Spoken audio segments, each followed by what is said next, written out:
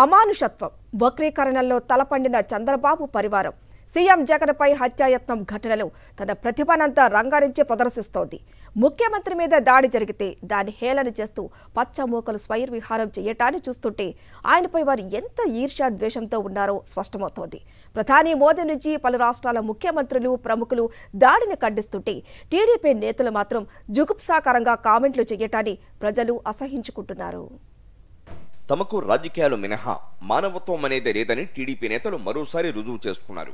CM జగన్పై హత్యాయత్నం విషయంలో ఏం జరిగిందో తేల్చే పనిలో పోలీసులు ఉంటే ఈలోపే తమకు నచ్చినట్లు ఊహించుకుని వక్రీకరించేందుకు పచ్చమూక పడుతున్న తాపత్రయం అంతా ఇంతా కాదు.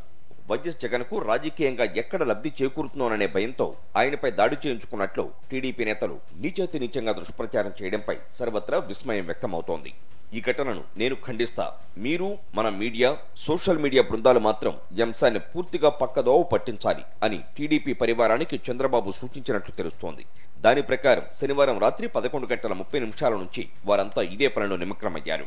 నిజానికి దాడి జరిగిన 2 గంటల వరకు టీడీపీ నేతలు ఎల్లో మీడియా స్పందించలేదు.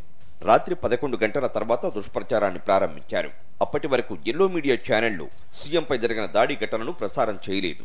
చంద్రబాబు తన ఎక్స్ ఖాతాలో సీఎం జగన్పై దాడి ఘటనను ఖండించగా అదే సమయంలో టీడీపీ ఖాతాలో మాత్రం 2019లో విశాఖ ఎయిర్పోర్ట్లో జరిగిన హత్యాయత్నంతో పోలిస్తూ పోస్టులు పెట్టారు. ఇక అక్కడి నుంచి వరుసగా టీడీపీ నేతలు వక్రీకరిస్తూ పత్రికా ప్రకటనలు, వాయిస్ వీడియోలను విడుదల చేశారు. చంద్రబాబు ఖండించిన సమయంలోనే టీడీపీ రాష్ట్ర అధ్యక్షుడు అచ్చెన్నాయుడు, పయ్యావుల కేశవ్, లోకేష్ తదితరులు హేళన చేస్తూ పోస్టులు పెట్టడం చర్చనీయాంశమైంది.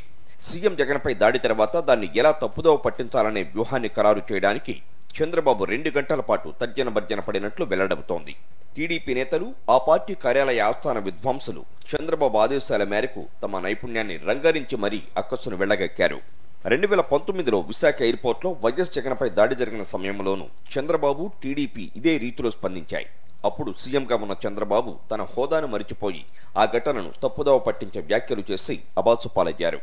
ఎలా జరిగిందో పూర్తిగా తెలుసుకోకుండా గంటల వ్యవధిలో మీడియా సమావేశం పెట్టి జగన్ మనుషులే ఆయనపై దాడి చేశారని హేళన చేశారు.